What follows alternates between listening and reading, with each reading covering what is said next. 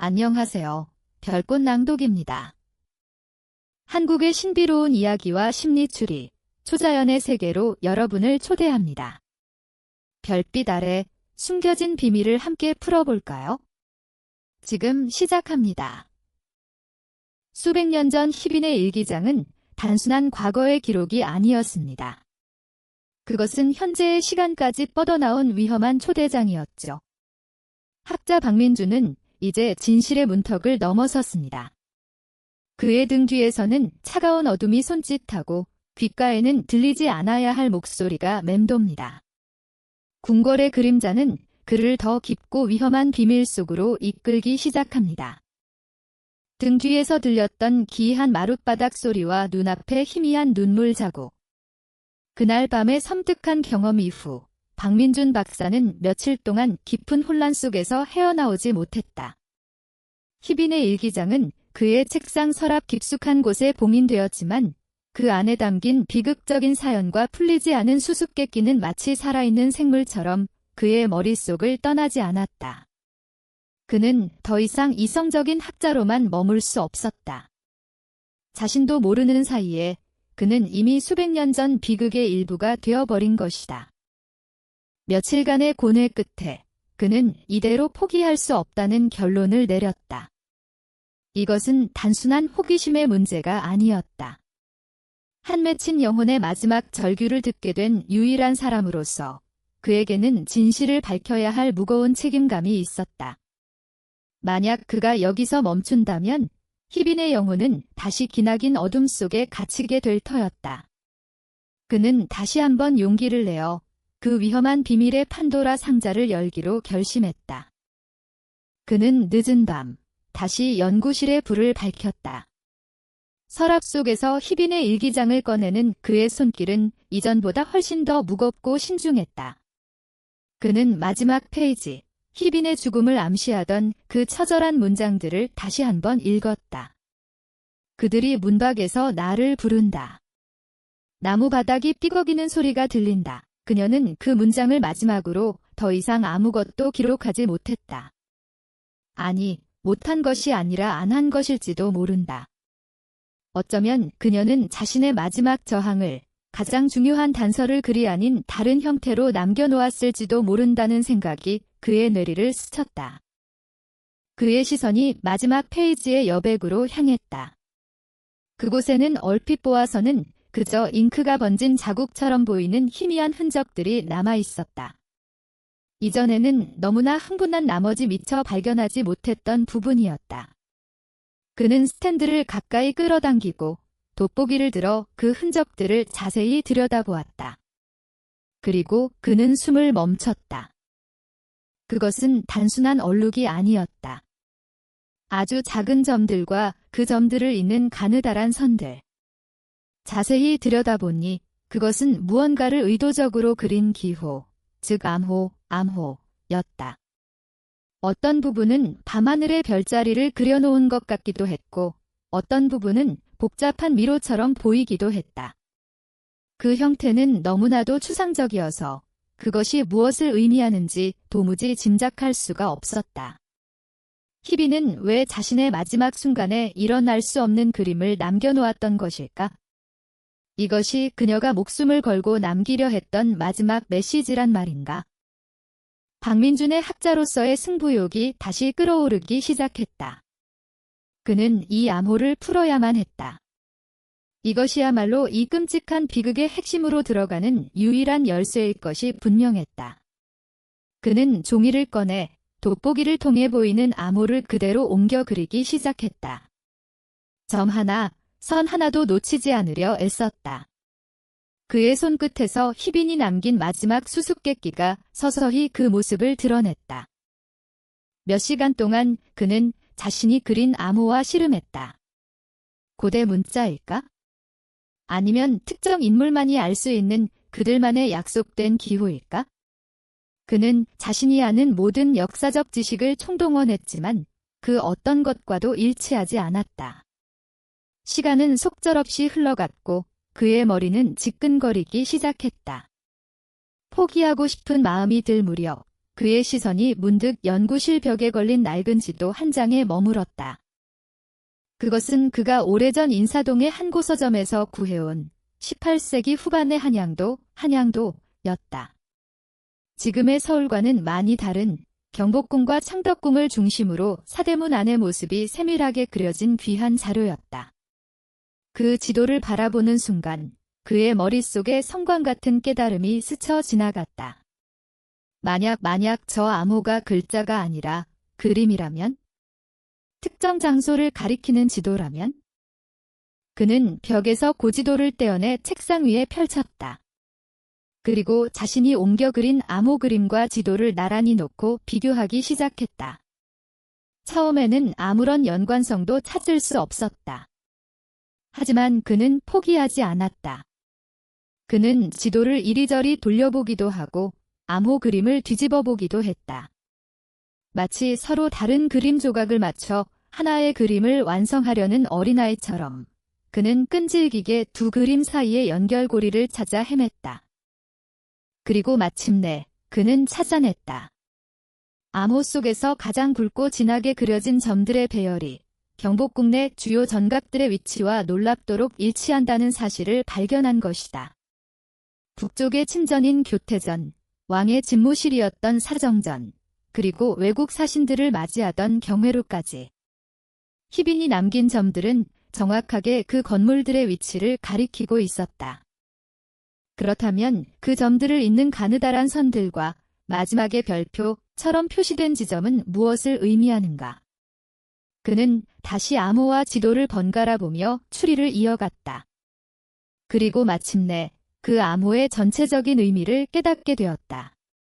그것은 경복궁 안의 특정 장소로 향하는 길을 안내하는 약도였던 것이다.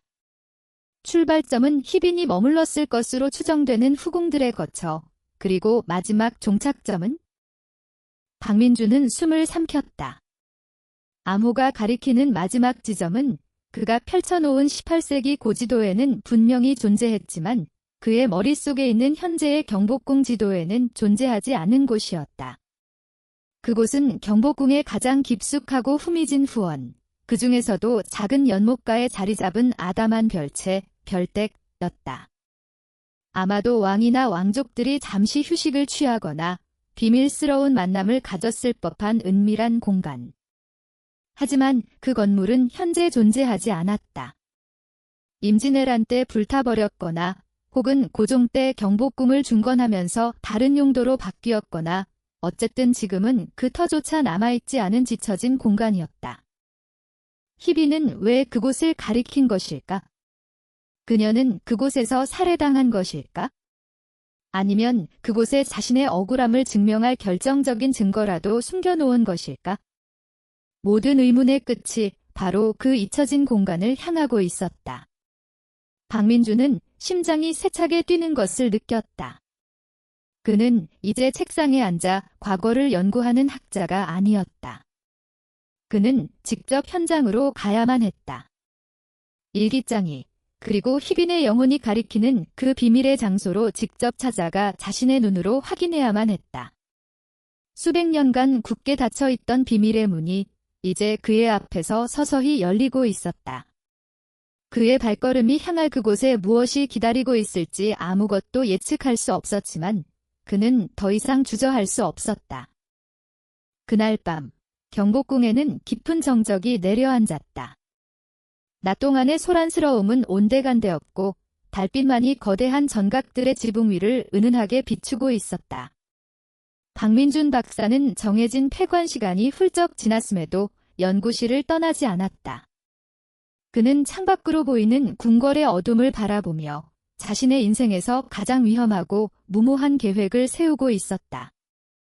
그는 오늘 밤 일기장이 가리키는 그 잊혀진 공간을 직접 찾아가기로 결심했다.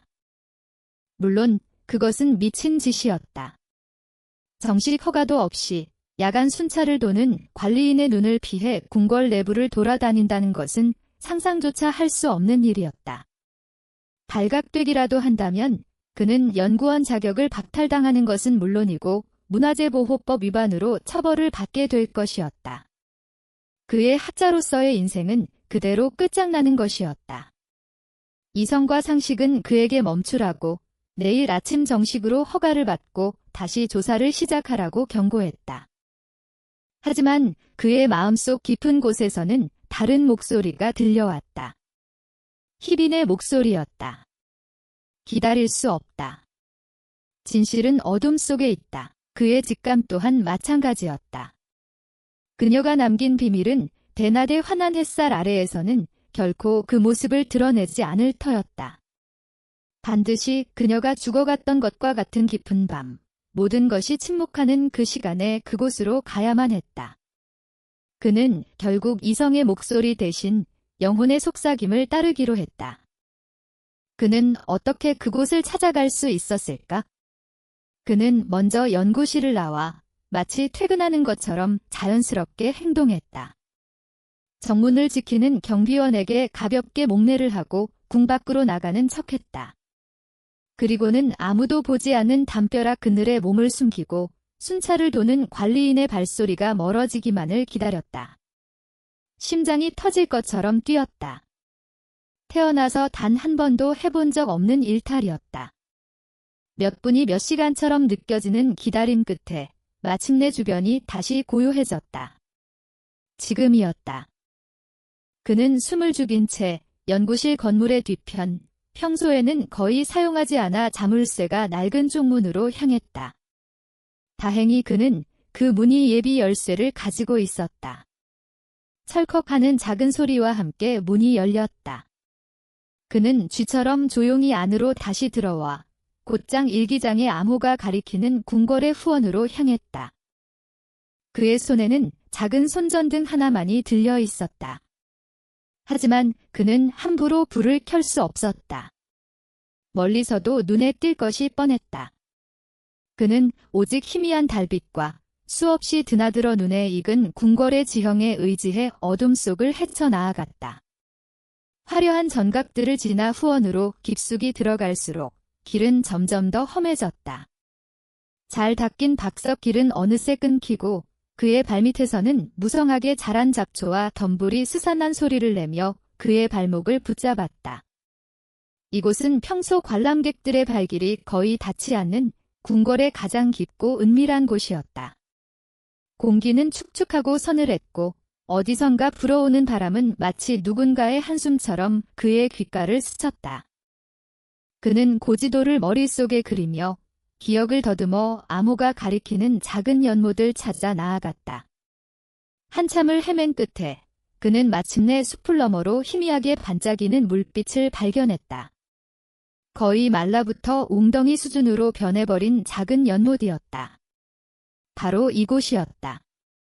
희빈이 남긴 암호의 종착점. 그는 주변을 둘러보았다. 연못가에는 아름드리 고목 몇 그루와 이름 모를 들꽃들만이 무성할 뿐 건물의 흔적이라고는 찾아볼 수 없었다. 실패인가? 역시 수백 년의 세월 동안 모든 것이 사라져 버린 것일까? 허탈한 마음이 그를 덮치려는 순간 그의 눈에 무언가 이상한 것이 들어왔다. 연못 바로 뒤편, 다른 곳과는 달리 유독 담쟁이 덩굴이 빽빽하게 벽을 뒤덮고 있는 부분이 있었다. 마치 무언가를 필사적으로 감추려는 듯한 모습이었다. 그는 홀린 듯이 그곳으로 다가갔다. 그리고는 손으로 담쟁이 덩굴을 조심스럽게 걷어내기 시작했다. 그곳에서 그는 무엇을 발견했을까? 덩굴 아래에는 이끼가 낀 낡은 벽돌벽이 모습을 드러냈다. 그런데 자세히 보니 그 벽의 일부가 주변과 미세하게 다른 질감을 가지고 있었다. 마치 벽의 일부인 것처럼 교묘하게 위장되어 있었지만 그것은 분명 문이었다. 사람이 겨우 드나들 수 있을 만한 크기의 작고 네모난 비밀문 손잡이도 자물쇠도 없었다. 오직 벽돌 틈새에 손가락을 넣어 열 수 있는 구조였다.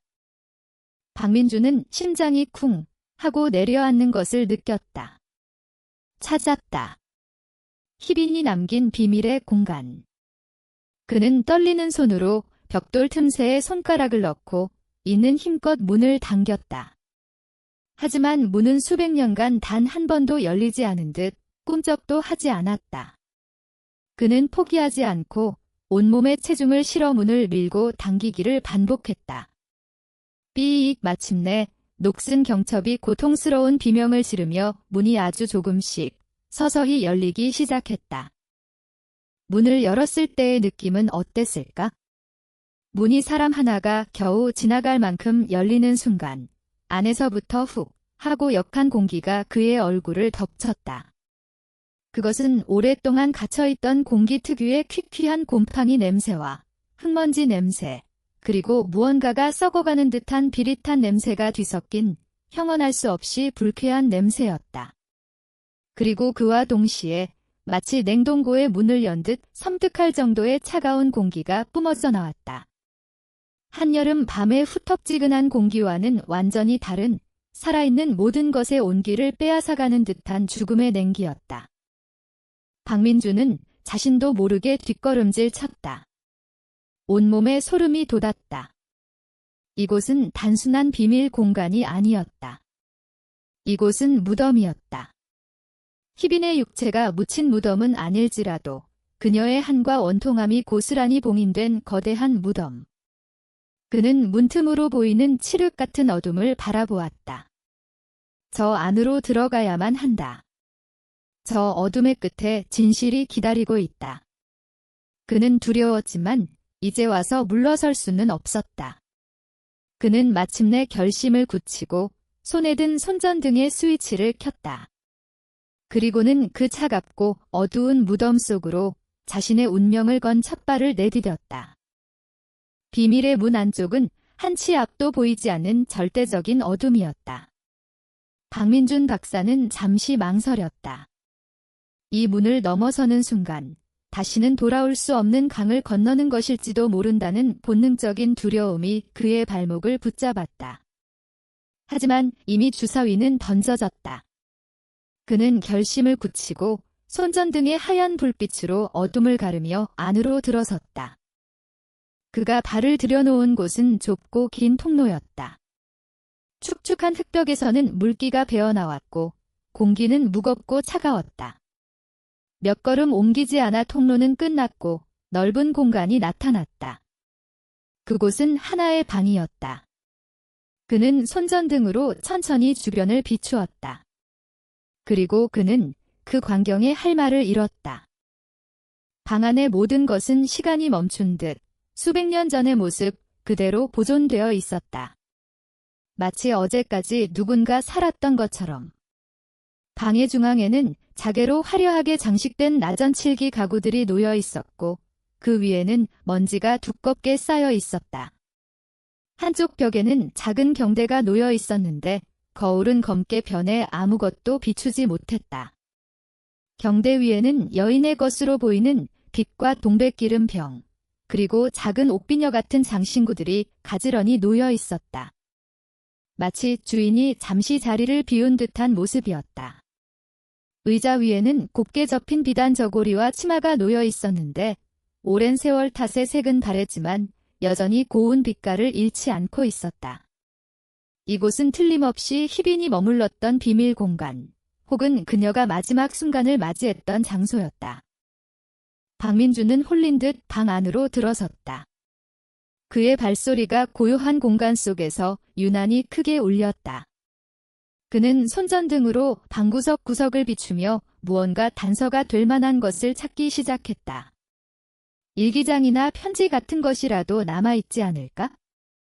하지만 보이는 것은 먼지 쌓인 가구들과 사가가는 비단들 뿐이었다. 그는 실망스러운 마음에 한숨을 내쉬었다. 바로 그때였다. 흐흐. 어디선가 여인의 흐느끼는 소리가 들려왔다. 아주 가까운 곳에서. 처음에는 바람소리나 자신의 심장 소리로 착각했다.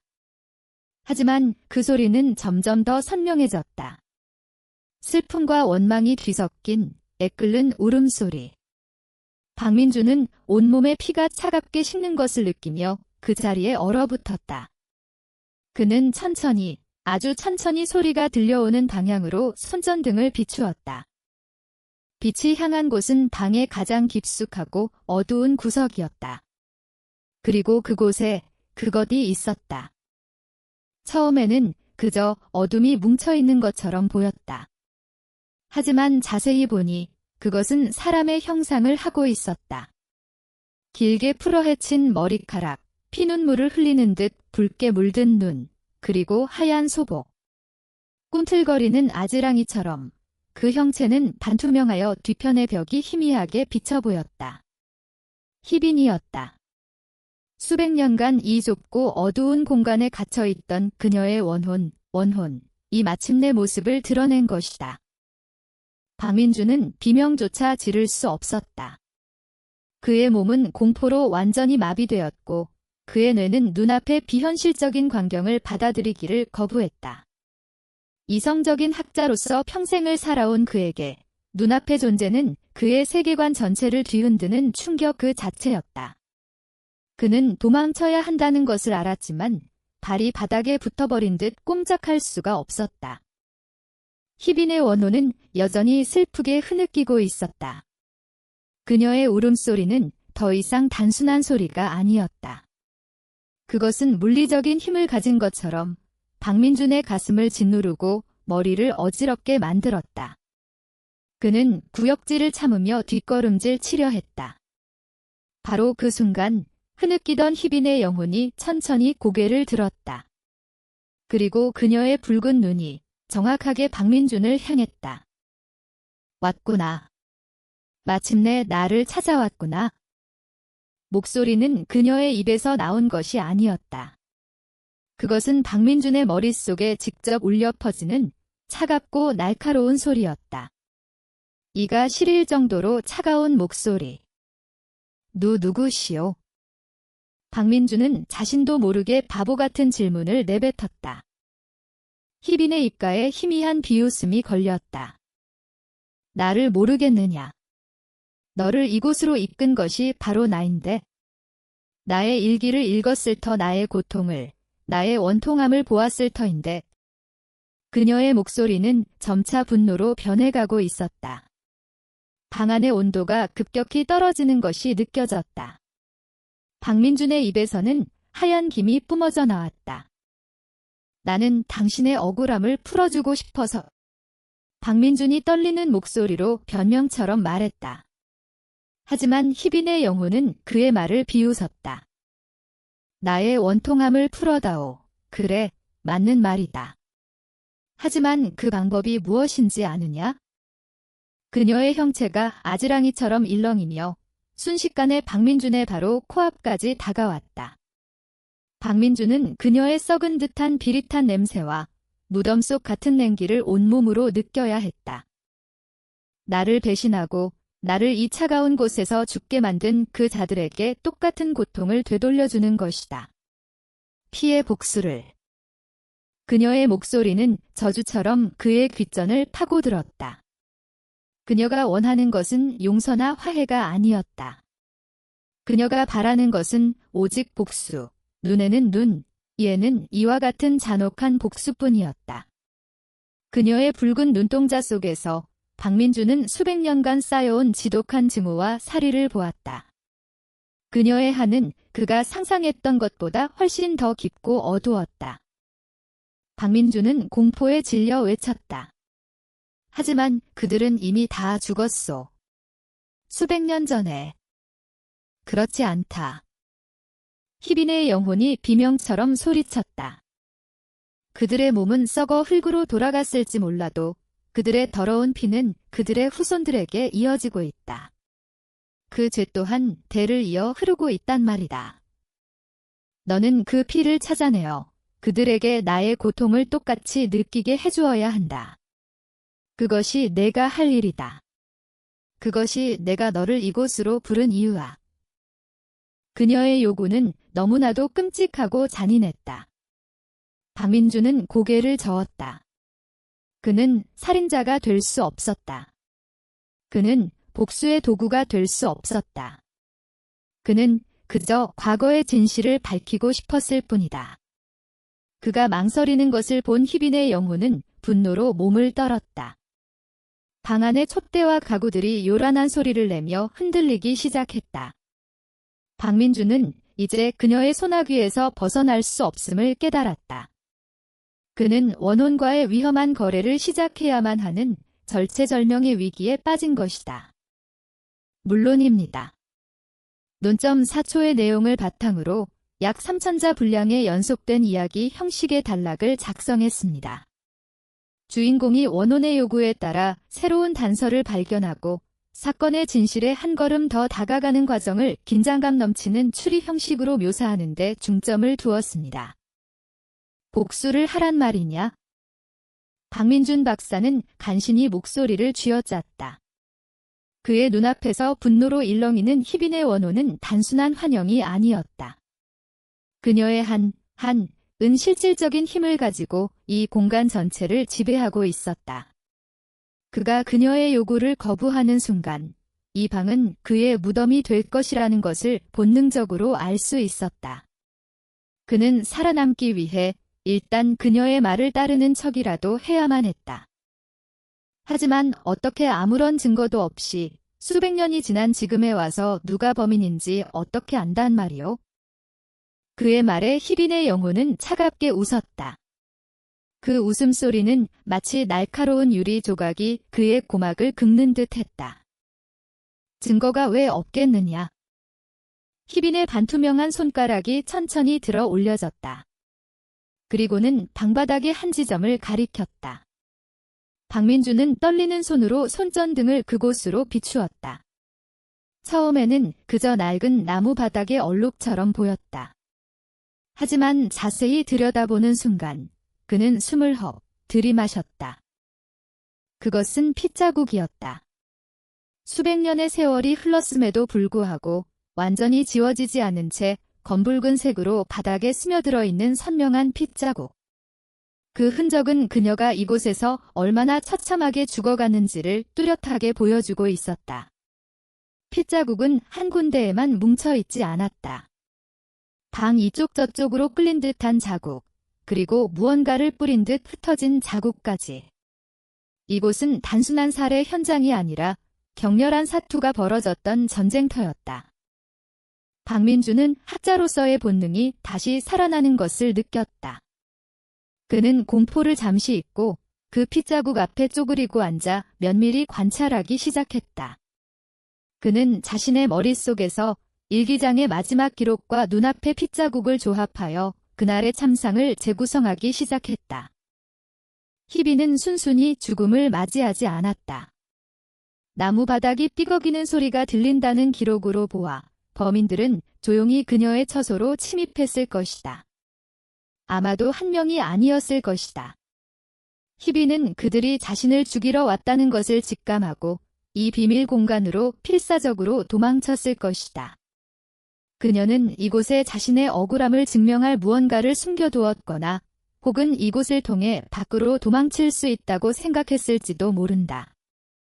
하지만 범인들은 그녀를 뒤쫓아 이곳까지 따라왔다. 방바닥에 남겨진 여러 개의 발자국 흔적이 그것을 증명하고 있었다.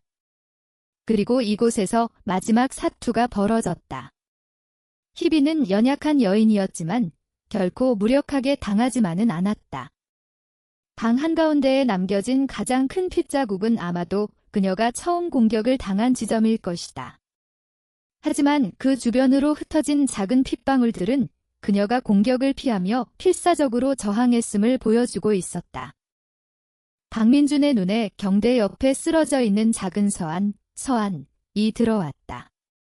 그는 서한의 묵직한 모서리에 묻어있는 희미한 핏자국을 발견했다. 그녀는 저 서한을 들어 범인에게 저항했던 것이다. 그녀는 살기 위해, 자신의 억울함을 세상에 알리기 위해 마지막까지 발버둥 쳤다. 그래, 나는 끝까지 저항했다. 저 더러운 손에 순순히 죽어줄 수는 없었으니까. 희빈의 목소리가 그의 등 뒤에서 나지막이 울렸다. 그 목소리에는 슬픔 대신 그날의 분노와 도끼가 서려 있었다. 나는 저항하며 그놈의 팔을 물어뜯고 손톱으로 얼굴을 핥히었다. 그리고 그놈의 옷자락을 붙잡고 늘어졌지. 내 손톱 밑에 그놈의 살점과 피가 묻어 들어갔다. 박민주는 희빈의 이야기에 따라 시선을 옮겼다. 그의 손전등 불빛이 방 한 구석, 그녀의 시신이 마지막으로 쓰러졌을 법한 곳을 비추었다. 그리고 그곳에서 그는 또 다른 단서를 발견했다.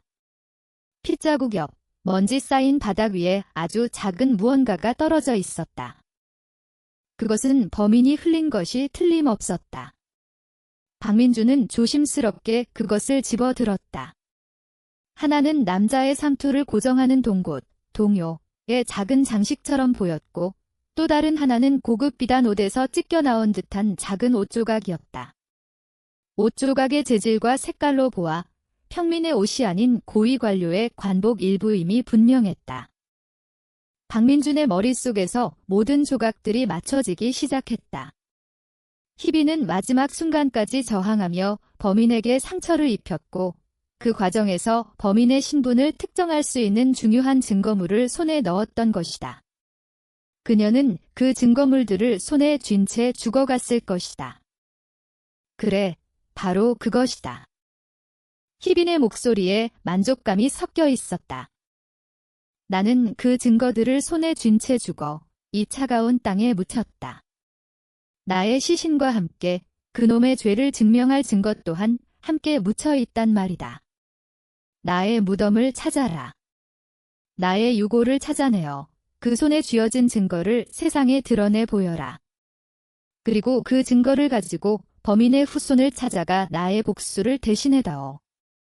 그녀의 요구는 더욱 구체적이고 집요해졌다. 이제 박민주는 단순히 진실을 밝히는 것을 넘어 도굴꾼처럼 그녀의 무덤을 파헤쳐야 하는 상황에까지 이른 것이다. 하지만 당신의 무덤이 어디에 있는지 내가 어떻게... 일기장. 희빈이 그의 말을 잘랐다. 나의 일기장 맨 뒷면에 내가 아끼던 시 한 수가 적혀 있을 것이다. 그 시의 각 행척 글자를 이어 읽어보아라. 그곳에 나의 뼈가 묻힌 곳이 적혀 있다. 그녀는 모든 것을 준비해 놓았던 것이다. 자신의 죽음을 예감하고 훗날 누군가 자신의 원한을 풀어줄 것을 대비하여 치밀하게 단서들을 남겨놓았다. 박민주는 그녀의 지독한 집념에 혀를 내둘렀다. 그는 이제 거부할 수 없는 운명의 덫에 완전히 걸려들었다. 그녀의 요구를 들어주지 않는 한 그는 이 비밀의 방에서 영원히 빠져나가지 못할 것이다. 그는 떨리는 손으로 범인의 흔적이 묻은 작은 증거물들을 주머니에 챙겨 넣었다. 이제 그의 손에 죽은 자의 한과 살아있는 자의 운명이 함께 쥐어지게 된 것이다. 박민준 박사는 자신의 주머니 속에 들어있는 작은 증거물들의 무게를 느꼈다. 그것은 단순한 옥 장신구나 옷조각이 아니었다. 수백 년 묵은 원한의 무게이자 한 가문의 명운을 뒤흔들 수 있는 위험한 진실의 무게였다. 그의 눈앞에서 희빈의 원호는 만족스러운 듯 희미하게 웃고 있었다. 이제 그는 빼도 박도 못하는 공범이 되어버린 것이다. 나의 시신과 함께 묻힌 증거를 찾아내어 범인의 후손을 찾아가 죄를 밝히라고.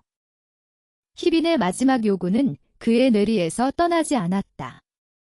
하지만 그 전에 반드시 해결해야 할 문제가 있었다. 바로 범인의 정체였다. 희빈은 끝까지 범인의 이름을 직접적으로 언급하지 않았다. 그저 그놈 혹은 그 그림자라고 칭할 뿐이었다. 박민주는 용기를 내어 가장 핵심적인 질문을 던졌다. 그 자가 대체 누구였습니까? 당신을 죽음으로 몰고 간 그 자가 누구인지 알아야 그의 후손을 찾든 복수를 하든 할 것이 아닙니까? 그의 질문에 희빈의 얼굴에서 웃음기가 사라졌다. 그녀의 눈동자에 다시 한번 지독한 증오의 불꽃이 타올랐다. 그 이름은 내 입으로 직접 올리고 싶지도 않다. 하지만 너는 이미 알고 있을 터 나의 일기장에 모든 단서가 담겨 있지 않았더냐? 일기장. 박민주는 기억을 더듬었다. 희빈은 일기장에서 그 그림자가 임금의 바로 뒤에서 모든 권력을 휘두른다고 묘사했다. 또한 임금의 탕약에 독을 타는 영모를 꾸몄다고 했다. 그렇다면 범인은 당대 최고 권력층의 핵심 인물임이 분명했다. 숙종시대 후기, 왕의 신임을 한 몸에 받으며 사실상 국정을 좌지우지했던 인물. 그의 머릿속에 몇몇 인물들의 이름이 스쳐 지나갔다. 그는 역사적 사실들을 퍼즐처럼 맞춰나가기 시작했다. 희빈이 죽은 해는 경신왕국 직후, 정치적으로 매우 혼란스러운 시기였다. 당시 남인 세력이 몰락하고 서인이 정권을 잡았으며 그 중에서도 노론 세력의 힘이 가장 막강했다. 그렇다면 범인은 노론의 핵심 인물일 가능성이 높았다. 그리고 그 중에서도 왕의 외척이 아니면서 자신의 힘만으로 최고위직에 올라 왕마저 함부로 대하지 못했던 인물. 그의 뇌리에 한 사람의 이름이 성광처럼 떠올랐다. 좌의정 김진성. 그는 당대 최고의 석학이자 노론 세력의 영수였다. 강직하고 청렴한 선비로 명망이 높았지만 이면으로는 자신의 권력을 유지하기 위해 수많은 정적들을 무자비하게 숙청했던 냉혈한이기도 했다. 희빈의 일기장에 묘사된 그림자의 모습과 가장 완벽하게 일치하는 인물이었다. 그는 임금의 탕약 사건처럼 왕의 건강을 악화시켜 자신들의 꼭두각시로 만들려는 음모를 꾸미고도 남을 사람이었다. 그리고 그 비밀을 눈치챈 희빈을 가차없이 제거했을 것이다.